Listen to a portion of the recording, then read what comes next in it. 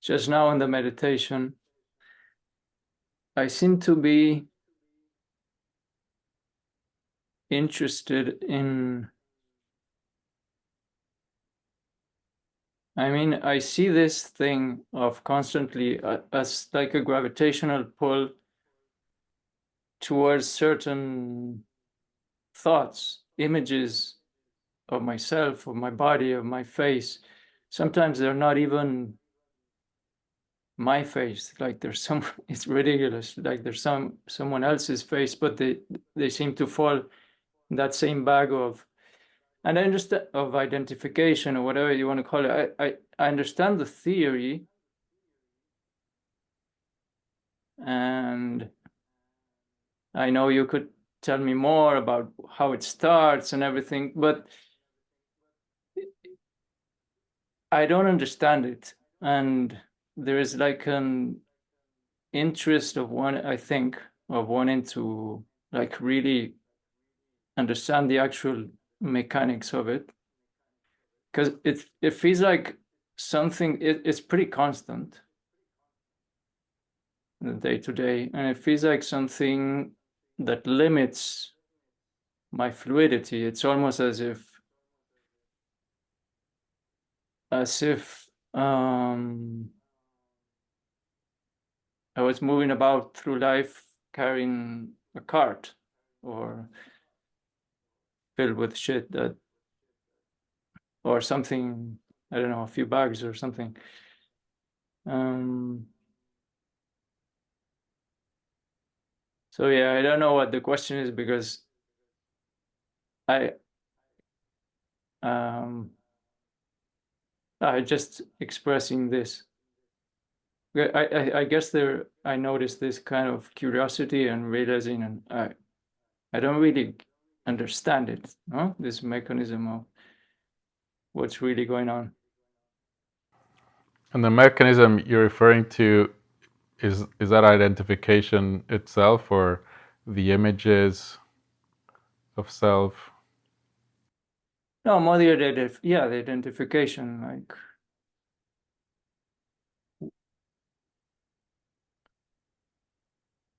not necessarily the why or why it started, but why does it continue to happen, and why is the pull so strong? And I can. Yeah. First of all, there's curiosity, which is of different natures. There's a curiosity which is this longing for awakening, freedom, to be oneself. And then there's a curiosity which often comes in through the back door, which is a wanting to have a mental map on how things are and how they work and how it's going to go. And I'm not saying that your curiosity is either of these. I'm not sure. It might be a mix of both. But what matters here is that first curiosity. And so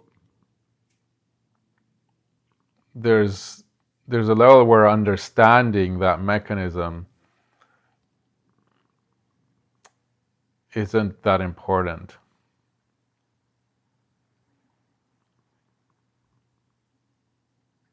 Because you're expressing the sense of being in a kind of cage and wanting to drop. Is that when you say you're walking around with these images and this mechanism? Is that something of how you experience it?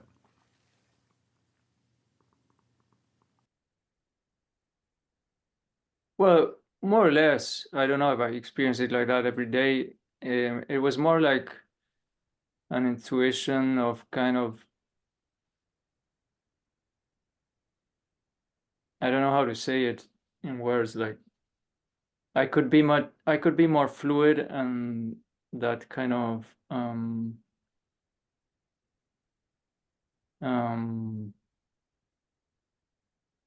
entorpece.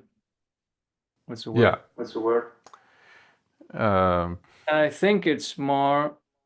I think what I'm trying to say is it's more of the first curiosity that I'm kind of tired of the second kind of curiosity of, or something like that.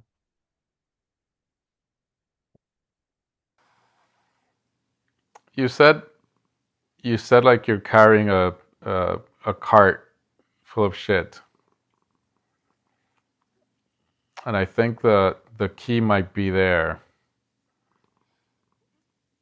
because there's a rejection.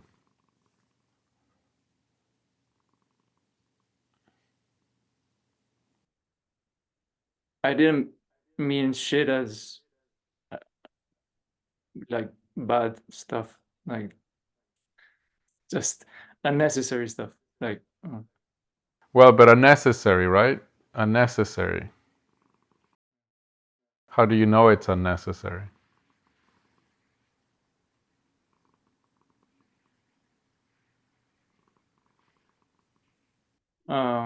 well, I'm not sure. Yeah. I understand when you said shit, you just mean stuff, but then there's an assumption that it should be different,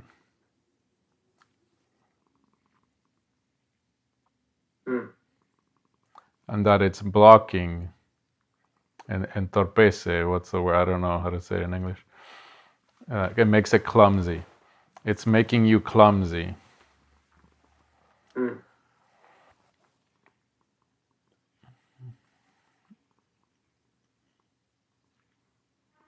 And maybe it's adding spice.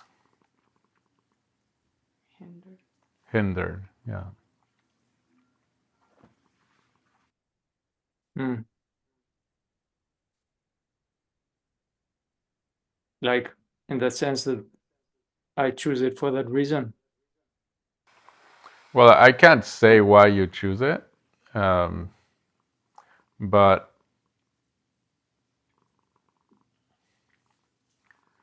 the assumption that it's something that should be different. And I think it's creating a subtle rift.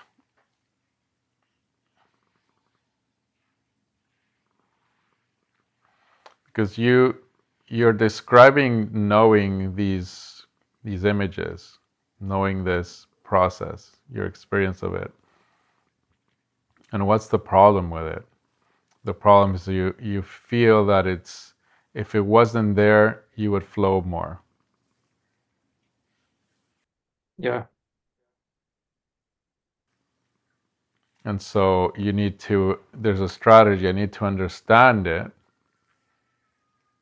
so that I can do something with it, to stop it or something, to let go of this cart with stuff, so that then I will be less hindered. Yeah. Well, now I seem, maybe it's, yeah. So that's like the second kind of curiosity you were referring to.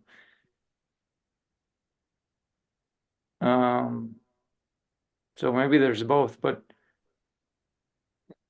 there's also interest of seeing it for what it is, or That's the one. And so that interest should not have any desire in it to go away or stop or end. Hmm. Right. If it does, it's of the second kind of curiosity. Hmm. Yeah, that's Because you could that yeah, to hear. Yeah. you could just play with it.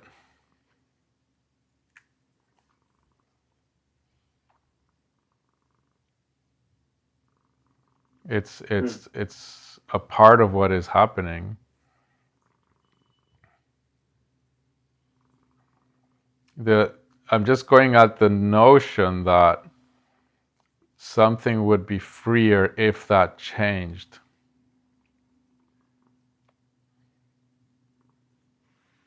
And that's not where freedom is. That's a conditioning. Okay.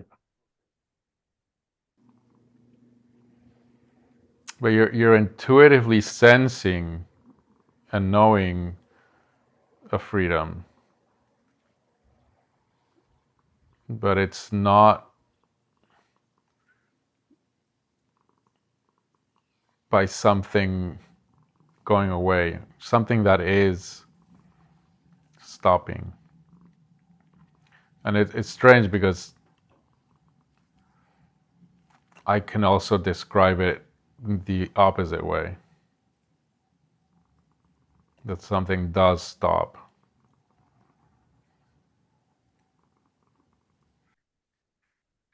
Yeah. Now that you say this,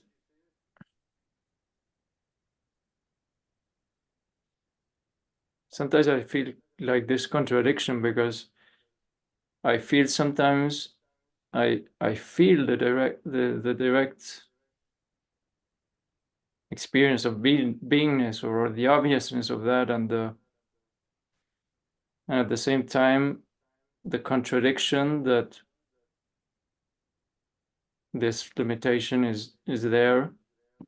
How can both be there? I'm not sure Well, if I'm go into the limitation you're describing. what? You said there's that limitation is there. What limitation? There's only limitation if you imagine it and believe it. Yeah, I'm referring to that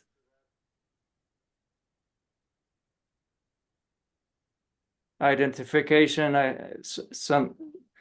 I'm viewing it something as if something that has gravitational pull and kind of.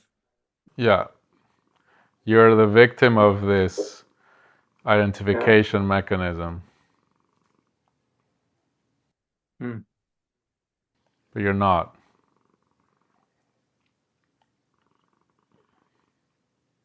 So you could have an image of your face and know it is an image of your face, and you can have the image of your face and interpret, I'm identified, I'm limited, I'm stuck, I can't stop this. How do I stop it? Let me figure out the mechanism. Hmm.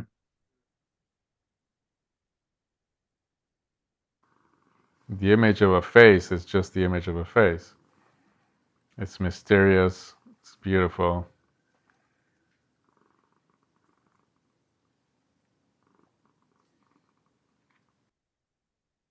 Yeah, it usually brings contraction with it, or pain. That's the interpretation.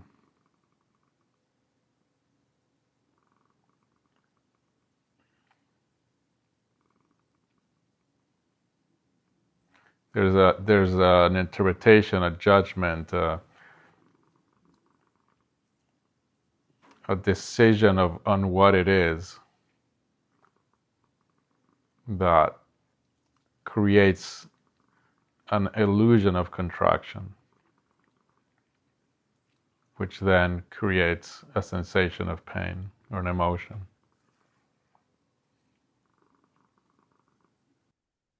But let's see what you're saying.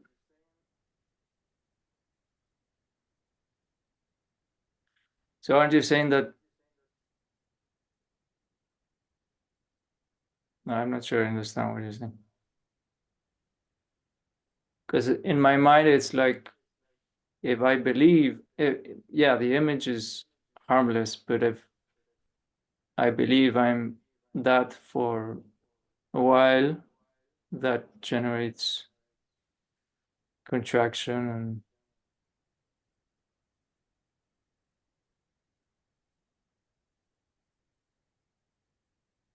yeah, I'm not sure. So stop believing it. Huh? So stop believing it. Yeah, I have to be. My point is that you're interpreting it as if the believing of it is something that happens to you.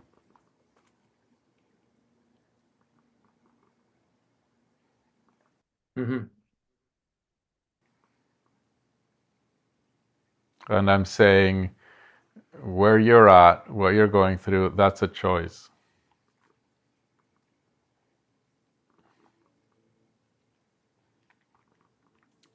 And then you interpret that this believing happens to you, and as a consequence, you're thrown into this contraction that happens to you. Mhm. And the contraction, which I understand is real at a level to discuss this as a contraction, but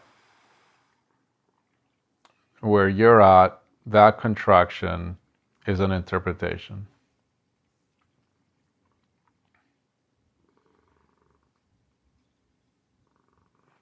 By that I mean there is no such contraction.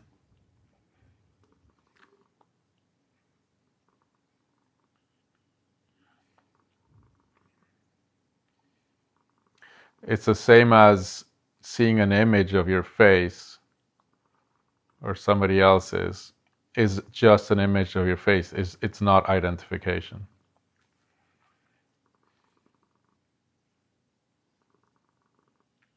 And the sensations of contraction are not contraction, are just sensations. All of the complex around contraction.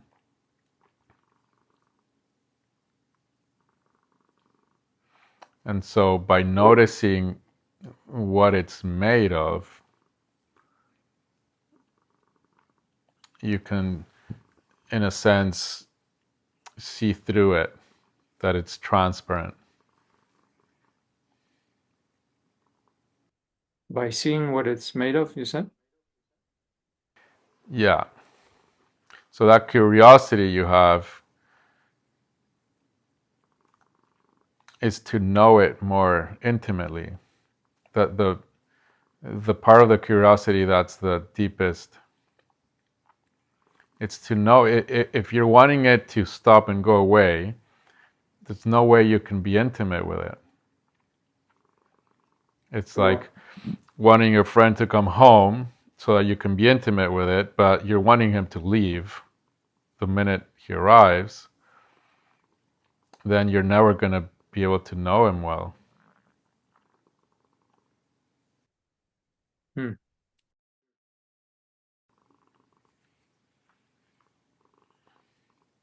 And what I'm describing is that this work is not about that which we don't like leaving our home. It's about having such intimacy with it where it could be here forever and you'd be totally fine.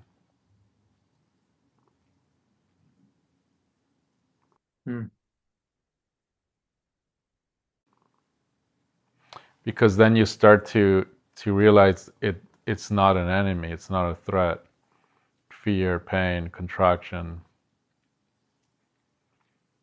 it becomes just part of that same aliveness.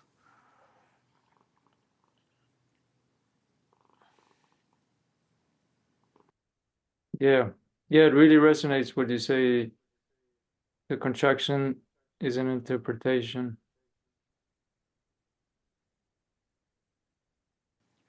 And if you go into full direct intimacy with that experience, you'll notice, oh, there's sensation, there's emotion, there's thought, and all of it is, in a sense, transparent.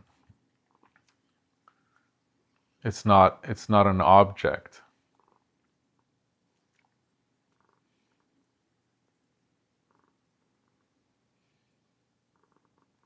We make it into an object, we call it contraction, we call it identification, we call it I,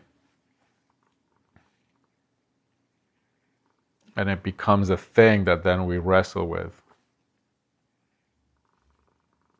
But if you see that it's all this transparent appearance, you can't wrestle with it because there's nothing there that you can wrestle with. There's no thing.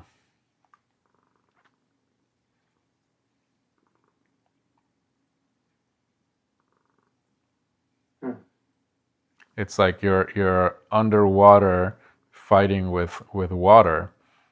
There's nothing you can pull or push against. Trying to fight with a part of the water in the ocean is just you're gonna tire yourself out.